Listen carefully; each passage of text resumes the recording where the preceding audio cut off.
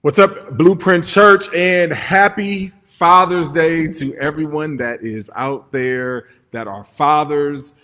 This is one of those holidays that is always fun. Usually in the past few years, I've always ran.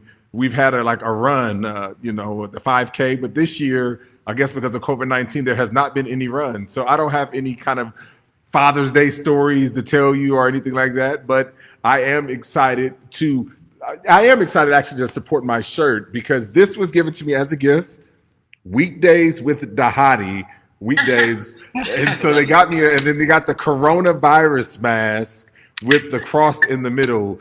Oh, wow. So Patsy Niver got me this and got all of our family this for Father's Day. And so I am excited to wear. This is my first official shirt that has that. And so it is fun. It is exciting day today, Father's Day. Get a chance to celebrate that. But I'm here with some lovely, lovely people. You know, you guys just heard them on the Outcry series.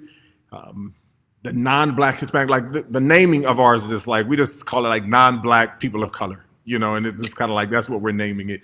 And I want to introduce you guys. You guys, we already kind of know some of the three on here, but I want to introduce to some of you guys Tara Stinson. And Tara Stinson, we wanted her on there, but she was not able to get on there because she was out marching during the time of our recording. And so, Tara, how are you doing? I'm great. I've got two babies somehow napping at the same time, so I'm really good right now. You are really good, yes. And so, thank you for jumping on, even in the midst of still parenting, with your child. And so we're going to jump right into it. I mean, Tara, we're going to start with you because just to kind of get your sentiments about kind of what's going on with Black Lives Matter. And, we've been talking about our cry out, and it's really an authentic lament in the face of injustice is trying to figure out how have we been crying out? And so I would love to just kind of start with you and just say, like, what has been your cry out? Have you been crying out? What have you been doing? How has it impacted you? Go. 6 questions. Yes. No. I think the current climate has been something that has felt really personal in more ways than one, but mainly because of some of my closest and dearest friends are in the Black community. I feel like much like everybody else on this call, I'm not in the category of people who says I know someone who's Black.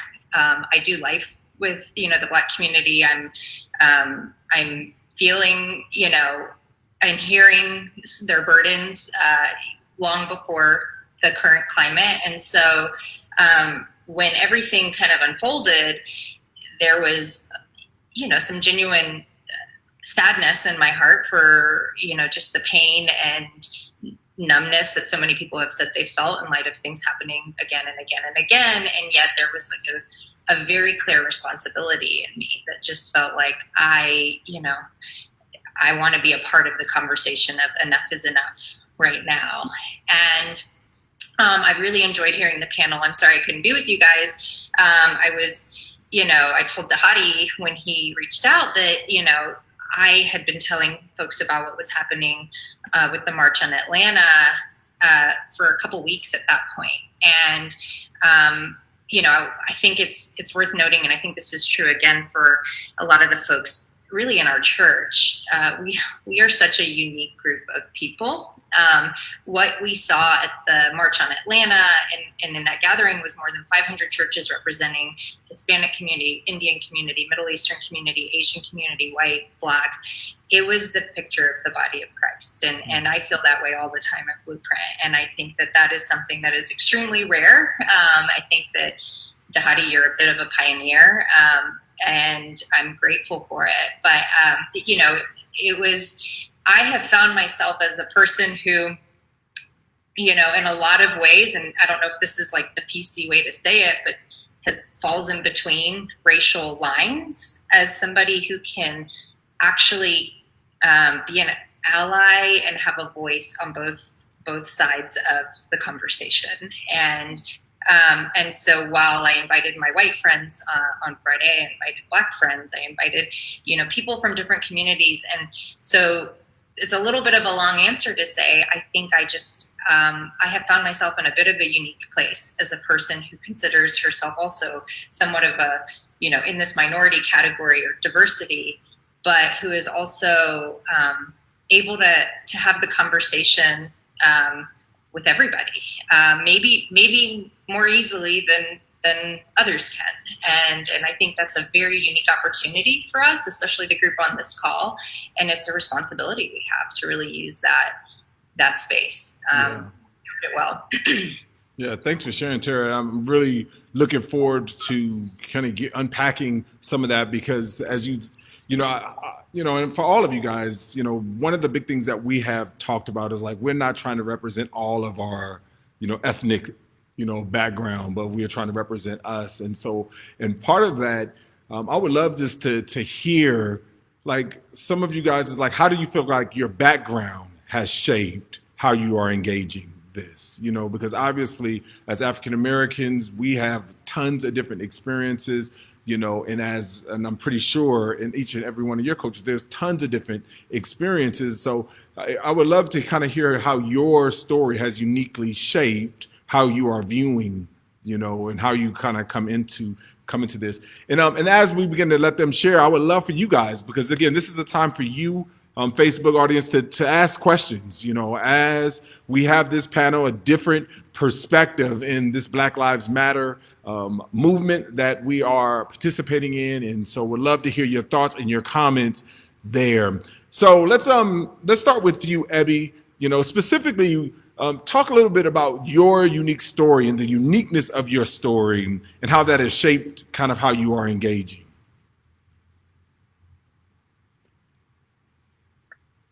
Sorry, I was muted. Yeah, I would say for me, growing up, again, I think I mentioned this earlier, born and raised in New York City, suburbs of New York, Indian American. My parents came over in the 70s from India. And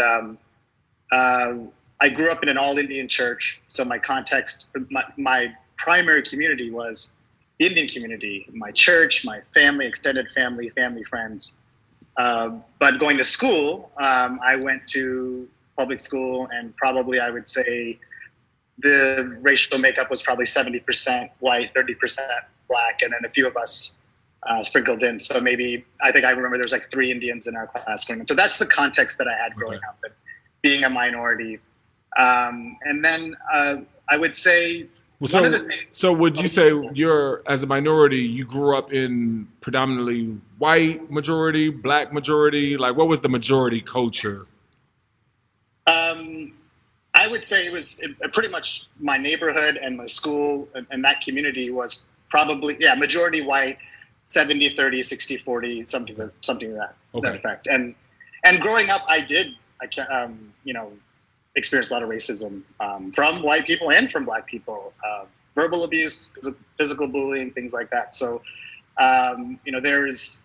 those were definitely difficult situations for me growing up. And, I would say, we talked about this also in terms of culturally speaking, we tend to be, quiet, don't want to, stand out, and so one of the things I'm learning now in this moment is, it's, being anti-racist. It's not enough for us to kind of stay quiet and say, you know what, I'm trying to treat everybody equally and fairly. I've, tried to be like that my whole life. And that's not enough, and I think I'm learning now that I actually need to speak up more. I need to advocate for my community, for the Indian community, for the black and white community, wherever, my friends, my network. So let's talk about that a little bit, Ebby, and anybody can jump in. There has been a huge sentiment is just like, it's not enough. You need to be anti-racist.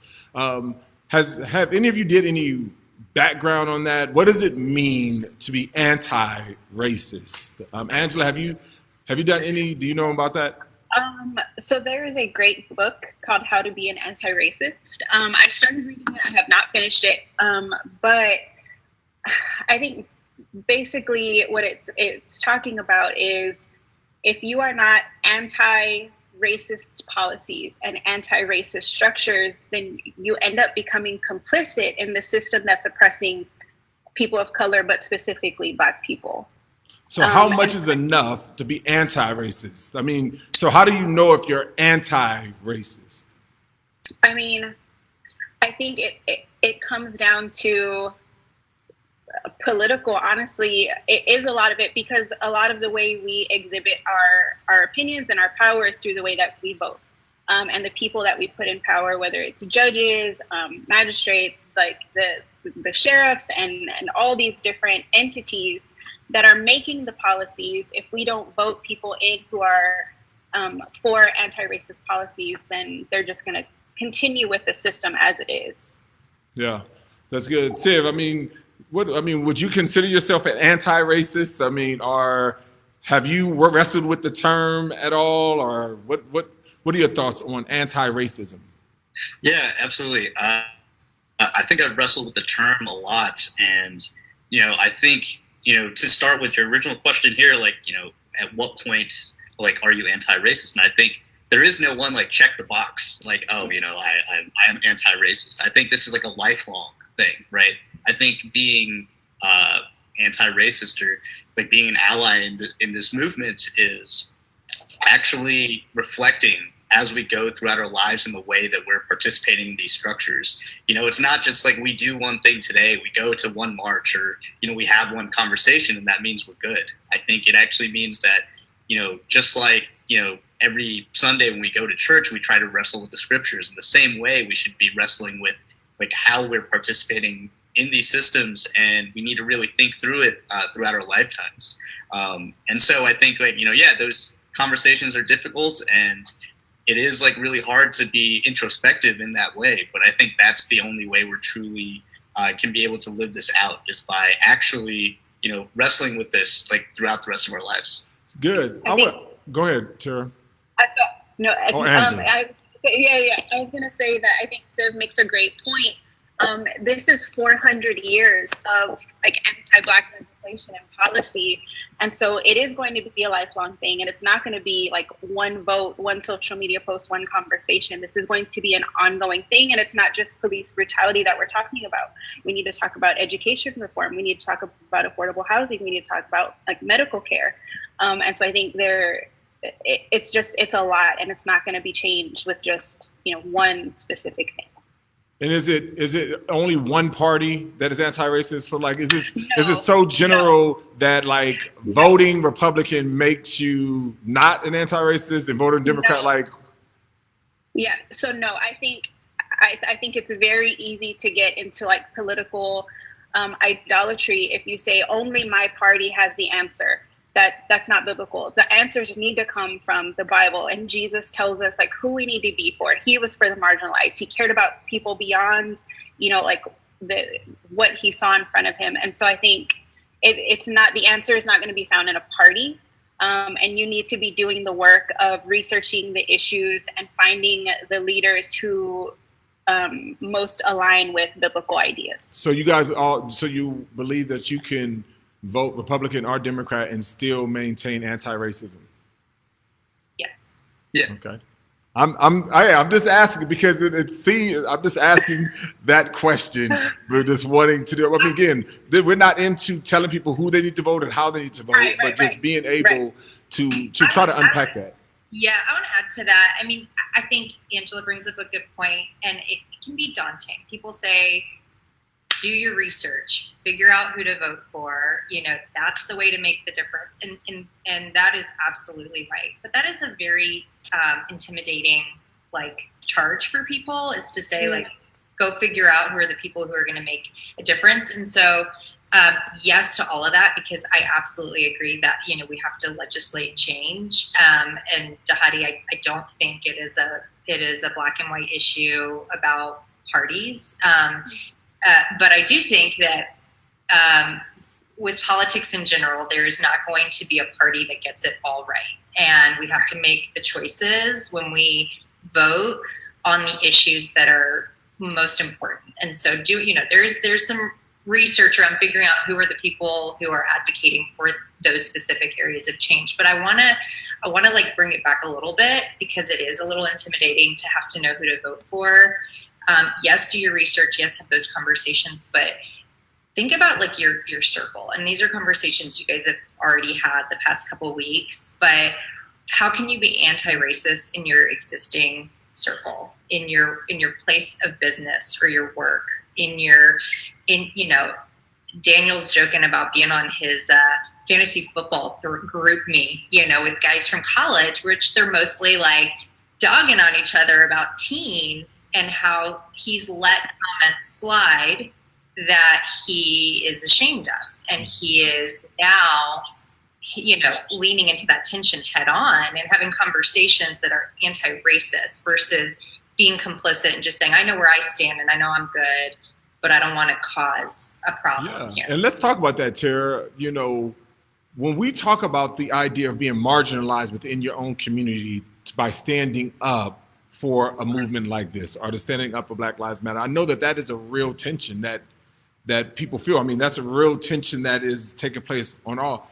Like, how do you address that tension? Abby, I mean, how do you address that tension of potentially being marginalized by your own community because of the common or known sentiment of the people around, and being passive in those types of settings that Tara just brought up? Yeah, no, I think the encouraging thing, at least in our community, is there's a lot of discussion happening now.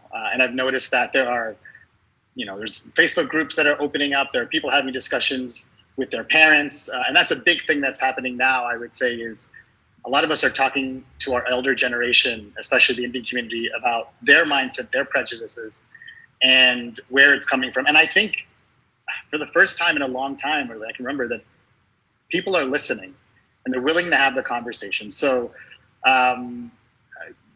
but you're right. I think initially you don't know if you're going to stand out when you start speaking up, and are the majority going to be against you or kind of think differently of you. And so that is a fear you have. But I think when it comes down to the gospel and what the Bible says, like, we have to stand up. And I think I said this in the talk too, like, we have to testify when we see sin and we see injustice. You know, we've talked about many different scriptures throughout the last few weeks. We have to stand up to that. And so the discussions that we're having have been, we've never had them before. You know, we kind of stay silent. And so the fact we're having discussions, and in the midst of that, you're going to have some unfortunately discouraging people as well. But the majority has been encouraging, and we're trying to figure this out, you know, within the community. Good. Is there any other tips that you guys, or any of this, you know, nuances in terms of being a minority in your context, but the fear of being marginalized within your own context because of it? Standing out? I guess one of the things I would say is that one thing that in our context we have to take advantage of is that because we've been around our community, we also know how to communicate to those that are in our community, right?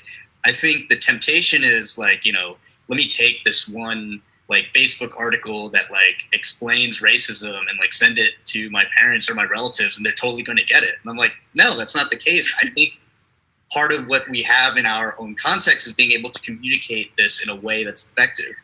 And I don't think I can stand up here and be like, okay, this is how you should communicate it. Like, you know, your friends, you know, your parents, you know, your family. I think to do that is that you have to be able to be sensitive and be willing to sit there and actually answer their questions. And I know it's hard. It's like difficult, you know, you might hear them say something insensitive and want to react right away. But I think this is where we also need to show some grace and have some patience, right? You know, they were educated a certain way, they were taught a certain way, and they, you know, might think it's right. And that we need to sit there and provide those spaces to allow them to ask questions, but also engage in a dialogue where we're not being disrespectful. You know, in our Indian community, we have, you know, a very big, you know, you have to respect your elders, right? It's very bad to like talk back. Right.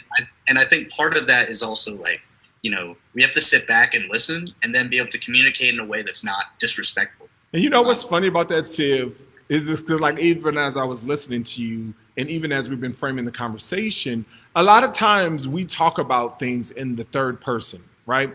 You know, the difference between first person, second person, I, we, that's first person, you, second person, third person is they and them. A lot of times when we're talking about anti-racism, it's always the they and them. And the problem is that there's very few people, I don't know if you know any, you may know people, like even people who are seemingly, racist, I have not met anybody who says, yes, I am a racist. Like, that is just like, that's not a term that people identify themselves with. So when we talk about this idea of being anti-racist and going with Star's comment in the thread, she says it starts with ourselves actually acknowledging our own internal racism and how our beliefs, words, and actions perpetuate and uphold racism. Being anti-racist is about intentionally and continually undoing. The problem is that, I don't know, you guys may have friends. I guarantee your parents are not saying I'm a racist.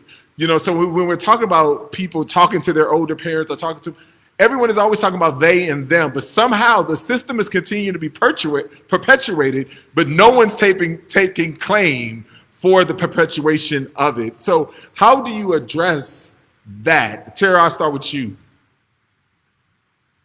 I mean, I'm thinking in my mind, and y'all call me out on this if you think I'm wrong. There are some people, I don't want to say this is a blanket statement, but some where I'm like, I don't even know if it's worth trying. And it's a little bit of this, I don't want to say that I won't, but like sometimes somebody has got their mind so made up, they're not listening. I do believe, and I said this earlier, I do believe that those of us on this call find ourselves in this in-between environment where we have a unique opportunity to potentially carry a microphone that the Black community can't have to, to our white coworkers, bosses, family, friends, etc. And I think that,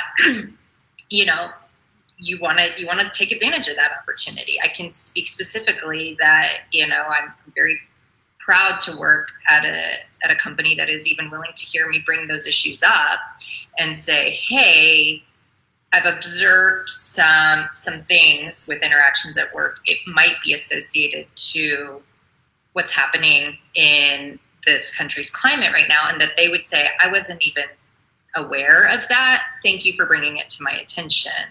And so I'm a big advocate for using our position as somebody who is close enough to the issues because we can understand and have some empathy that we can bring it up. But also, there are some people that I know don't want to hear it. And I have to pick and choose the battles that I think are worth fighting and that I know will hopefully go to action. So again, y'all call me out on that, but I have had some moments on social media where I've had to kind of hold back because I'm like, I don't know if they even want to hear it or if they would hear it. That's good.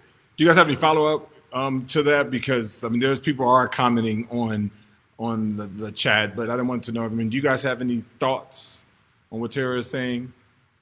I think she makes a great point. I think to Siv's point earlier too, we are in a unique position to know how to talk to people of our particular ethnic group. And I think we need to address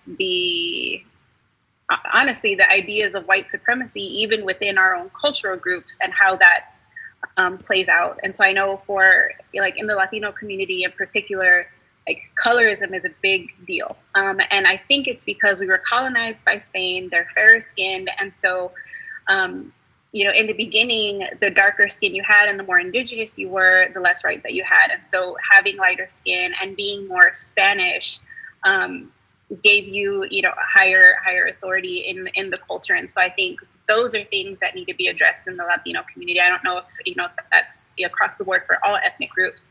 But I know that's a big thing for us that, I've talked to friends about, and even within my own family, I'm probably medium skin tone in my family. I have a brother who is very dark. I also have a sister who's very light complected. And so even within our family, those are things that we have to talk about. Yeah, I think that's a very good point.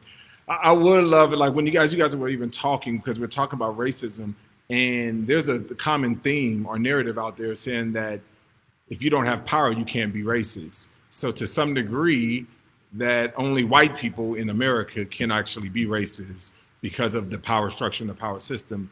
I would love to hear you guys' thoughts on that, because that is a very common, that Black people can't be racist, Hispanics can't be racist, only white people can be racist.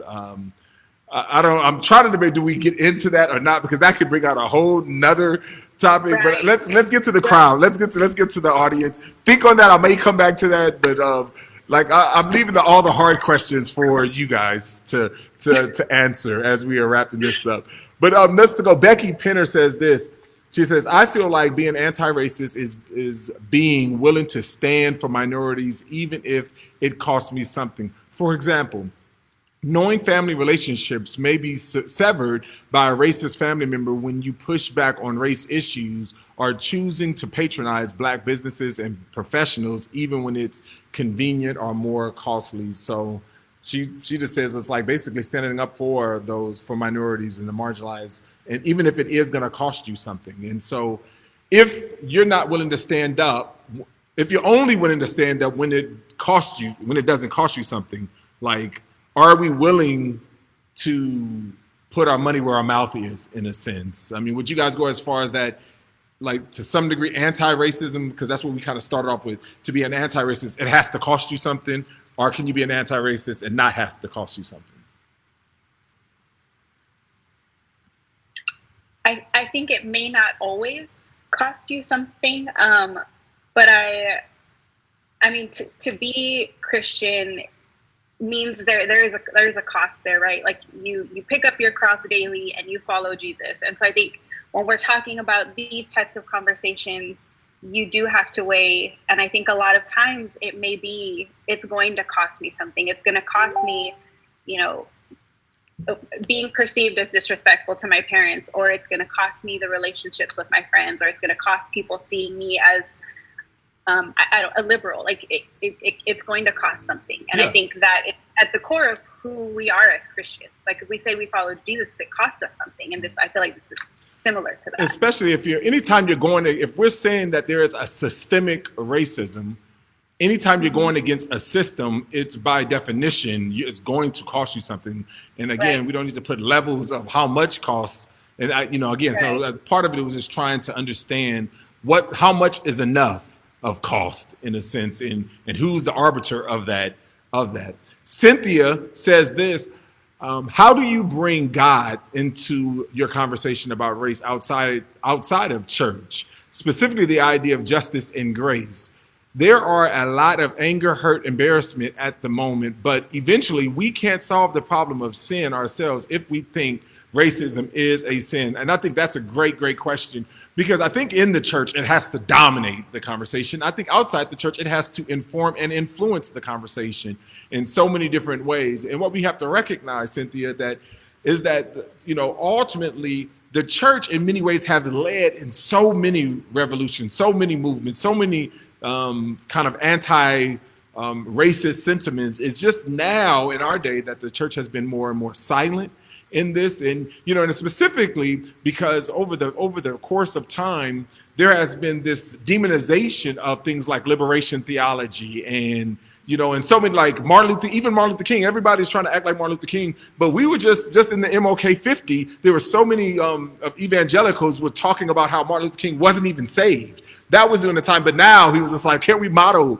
him? And it's so much of how we kind of pick and choose when we are going to enjoy a hero and not like a hero, demonize him, put him up together. But while there are lots of things in liberation theology I disagree with, while there are certain things, there's things in everybody's theology, Martin Luther, Calvin, all these people, there's very few that I agree with everything, but it seems like when it comes to things of socially construed, is that we are very what is the word? Adversarial. Adversarial against those types of things when it comes to social. I mean, there was a whole thing that it comes out, and even there's some things that's talking about Black Lives Matter. Like, can we say Black Lives Matter? And it's like, I'm so tired of people nuancing like words. I'm just kind of like, can we all just build something? Can we all just, like, so many of us are leading with anti-vision instead of vision. So, I mean, how are you guys, how would you recommend us using God's word as we are engaging outside of the church? I think one of the interesting things that we might be dealing with, right, is I think the current trend outside of the church is that when something happens, when somebody says something that's potentially racially insensitive, our first inclination is just to cancel. Like, let's cancel them, let's get rid of them. And inside the church, our response is, let's give them grace, let's allow them to repent, and let's be able to have the conversation. And I think that's a way that we can also be mediators outside of the church and be like, hey, I know deep down in this person's heart, if we know somebody who says something insensitive, who may do something insensitive, that, this may not necessarily be their intention, and let's sit down and like educate them. Because I think in some senses, outside the church, when we cancel people, that hardens their attitudes. It makes their attitudes even worse. And I think that's a way in our workplaces and wherever else that when, something like this happens, that we have the ability to play the mediator role and be able to have these conversations and educate. And I think that's where we can play a role as people in the church in, secular workspaces. That's good. I think that's a great thing. What about this idea of like whenever you get out and if you start quoting the Bible or saying things, that's white man's religion, that's white evangelicalism, that's a form of the oppression, especially that's a known sentiment, around. And now I'm even hearing, some black Christians are even talking about like your interpretation is white, and then so it's just like we are constantly marginalizing even within the church and outside of the church. I mean, how do you guys address that? Like the use of the Bible is the use of the oppressor's tool that has been used to perpetuate this system. Yeah, so I think people who hold that view of the Bible, that it's the white man's religion, have been deceived. I think they don't know like the biblical history, honestly. Like Jesus was a brown man. Some of the first disciples were beyond the 12 were black people. There was a priest in the line of Levitical priests who was a black man who was, I believe, Ethiopian. And so if I think it was, maybe the Renaissance, where like this idea that Christianity was for white people or by white people. Again, which is why I was saying the other day, like we need to know not only this country's history, but we need to know our biblical history. And so I think when people use the argument that Christianity is a white man's religion, they don't know the true history of their Bible and of who we are. Yeah. And honestly, Angela, like as you're describing, the original church, it looked like the people on this call, right? Correct. Right. And I think that's a story we get to tell. We can hopefully use that as an opportunity. You don't want to constantly correct people, but to actually say, they look like me, and make it personal. And so, Dahadi, the question you ask about bringing God outside of the church, into conversations outside of the church, like whether we're talking about race or not, that's a big question always, right? For us, is how do we bring God into the difficult conversations? And I think it's as much as we can do to meet people, where we are and where they are, and to relate. And I would say, Siv was saying this, but people, you want to believe there's decency in everyone and that there's compassion if you can get them to understand it. And somebody at the rally on Friday said, while there's black skin, brown skin, white skin, what have you, like we all have red blood, and we all we are designed and fashioned the same on the inside. And that is where we can, hopefully find a connection and a common ground. But it is not easy. So I would say we're saying this right now, but I mean, it's a tough thing to navigate. For sure. I agree. I think also if you are not praying for the person who you are thinking about having a conversation with, don't have that conversation yet. You need to be praying for them first and for yourself, honestly. Yeah. That's good. That's good, because we have to go with the heart of reconciliation and into these conversations, speaking the truth, in love, but also going with the heart for reconciliation. And so, and if we're not praying for them, and if we're just simply trying to unload what's going on inside, then a lot of those conversations are not going to be advocating in a positive way. Let's go through a couple of more, and then we're gonna end. Not gonna make this a marathon one, because today's Father's Day, and I know many, many fathers need to go get celebrated. So we want to make sure that you guys have the opportunity to do that. So let's go speed round. All right, speed round for these last 5 or so minutes. So answer quick, and we're going to just kind of move forward. Dylan says this: we're all racist. I'm sorry, we're all racist. We're all raised to believe white supremacy. I'm black, and I can acknowledge that we are all raised and taught not to love black people. How many of us know people who bleach their skin? So, I mean, obviously there's people like Michael Jackson and all that. And so the idea, and you even saw the colorism that some of us has mentioned. Anybody have any comments on just that, on Dylan? Yeah.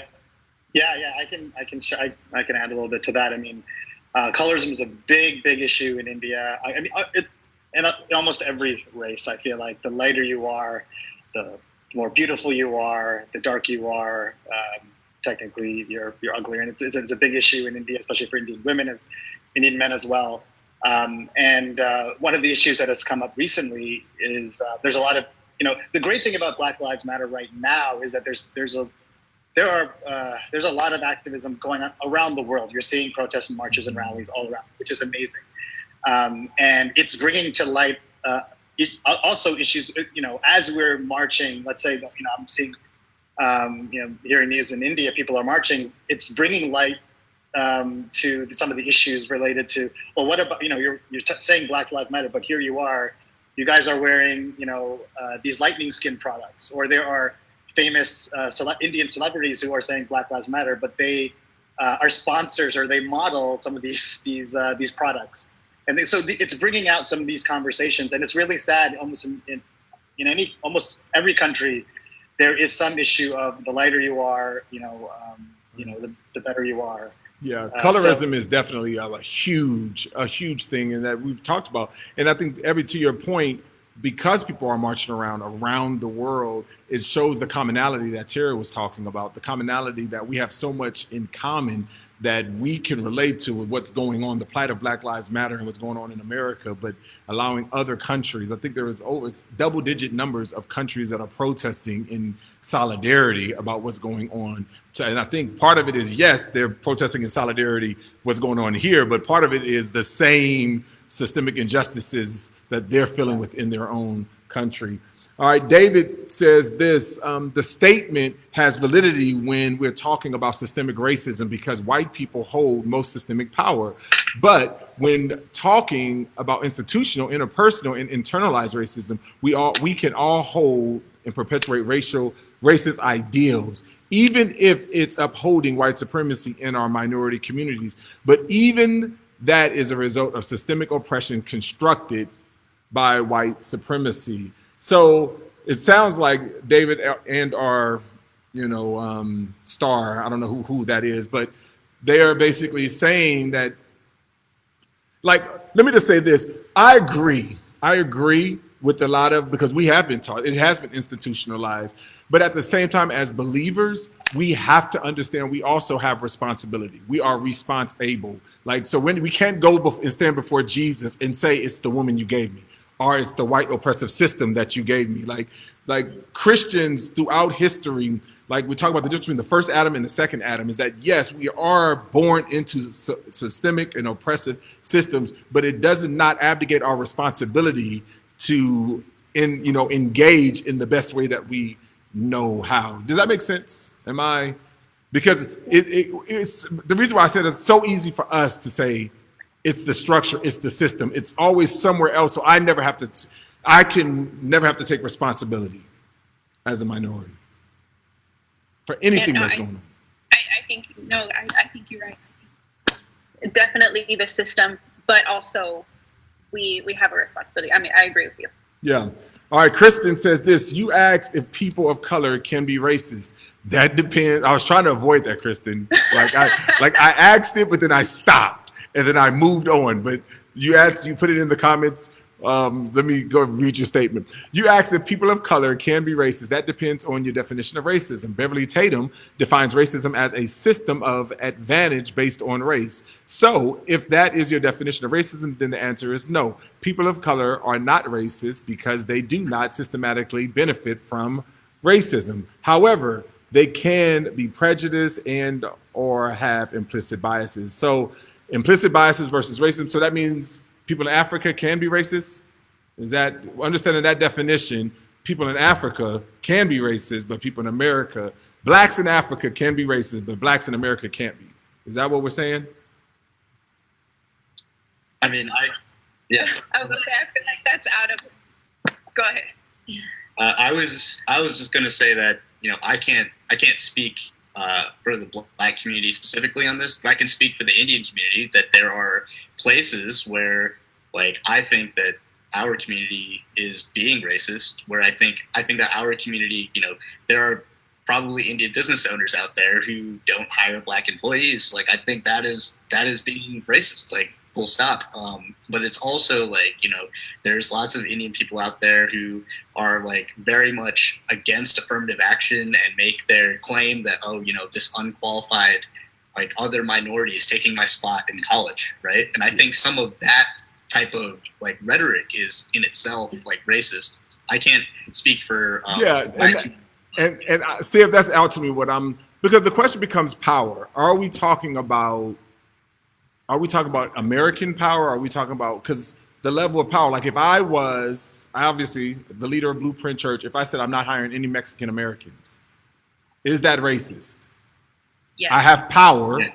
I have power to hire, so Black people can be racist. Minorities can be racist. I don't like the argument, basically. I do think everybody can be racist. I understand what we're saying, but I just, if you have a power and authority, you can be racist of any color.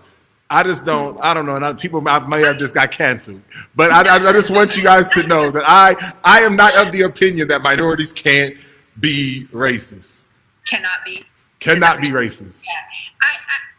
I've had some good conversations of late, and you know, the reason it's a sensitive topic, and you're kind of making jokes about being canceled right now, is because we're not saying that it means everybody's in the same playing field right now. Right. But what we are acknowledging is, generally speaking, and I, whether it's race or culture. So Siv speaks about, you know, Indian culture, you know, Iranian culture. I have cousins who, you know, my aunts and uncles are telling them you must marry an Iranian. You know, like there are things that are ingrained in you at a very young age that you should stay within your culture. And so whether you have been given the choice or not, you grow up with this understanding that I shouldn't go outside of my culture, and that is a thing that happens, and therefore you have implicit biases. Therefore, you maybe unintentionally act racist. Tara, I get it. I get what you're saying. But you're using this, it's so nice when we talk about minorities. You may have unimplicit biases. You may have accidentally or doing racist things. No, but what I'm just saying, I guess what I'm saying is that, listen, I think we just need to nuance. There are absolutely 100% systemic racism that has been targeted to African-American people throughout the country, throughout the history, the 13th Amendment. Like, we can, unequivocally say that, but we can also unequivocally say you can be Black and a racist. I just don't understand why I have to choose between one in terms of the other. Or I need to say it more nicely to Black people to say, oh, you know, your implicit bias, you know. Well, somebody said, and there was some conversations last weekend in the Christian community around changing the terminology of white privilege because of, you know, within the church. And it was, you know, it was a hot topic, and it was a very like tense conversation between the, you know, I would say some of the white evangelicals and the Black community.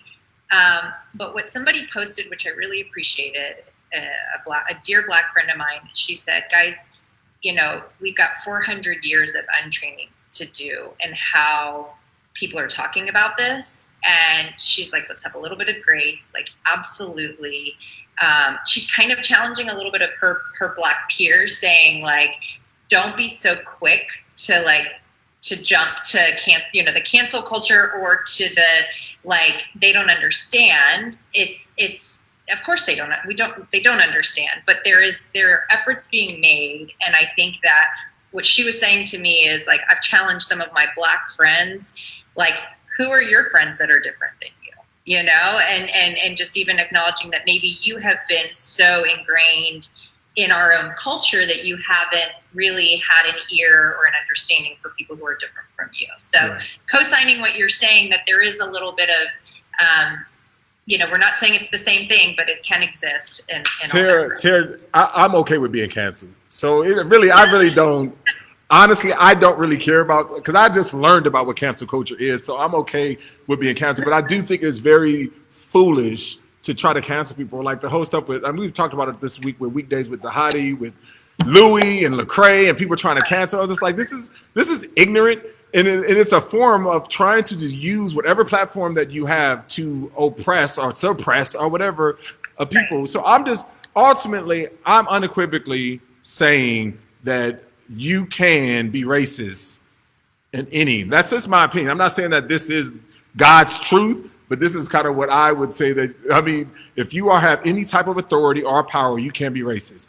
And so that's just kind of where I stand. I'm not, and listen, this is the Hottie Lewis. It's not Blueprint Church. It's the Hottie Lewis. It's not even what everybody thinks on this call. So don't cancel everybody on this call. And just because they're not saying anything, they're just trying to respect their pastor. So like, this, don't Lecrae them right now, because they don't jump at me whether they agree or disagree with me. So this is what we're saying, because it's so easy to like come at. See, I told you I didn't want to talk about this, and it is now, I'm now 10 minutes over from the time that I said. But I do real quickly just agree with some of the people on here. At least, again, Star is basically says, I think there are minorities with explicit bias and racism. And she also says, and there are minorities who benefit from systemic racism, right? And I think that this is, both Precious says that this is Precious. Implicit bias is by definition not the same as racism for anyone that depicts the action. I don't even know what implicit bias is. I never looked at the official term, what implicit bias is. So I can't say the difference. So I'm not really even talking to what is implicit bias and then comparing that to racism. I'm just simply talking to racism. I think blacks can be, I think Latinos, I think all minorities can be racist. And I think, but also I think that there is systemic racism that has been oppressing minorities from the beginning. I just don't think I have to choose. And I'm not gonna let anybody make me choose. So cancel me, do whatever you wanna do, but that's just kind of where I'm at. All right, you guys have anything else to say? I mean, now everybody's jumping on people got stuff to say. I'm trying to let you guys go celebrate Father's Day. But by the way, thank you, Blueprint Church, Weekdays with the Hottie. My shirt, this is good. I guess I got to keep the name because now I got a shirt made, because I was wondering, like in the new season, whether or not to keep the name Weekdays with the Hottie. But so in August, but this is where we're at. You guys, we have to go. You guys go celebrate. Like, don't cancel me. Don't cancel me. I love you guys. And I appreciate you guys for joining us today. Thank you for having us. Yeah, thanks for letting us be here. All right. See you guys. Happy Father's Day, Hottie. Thank you. Thank you.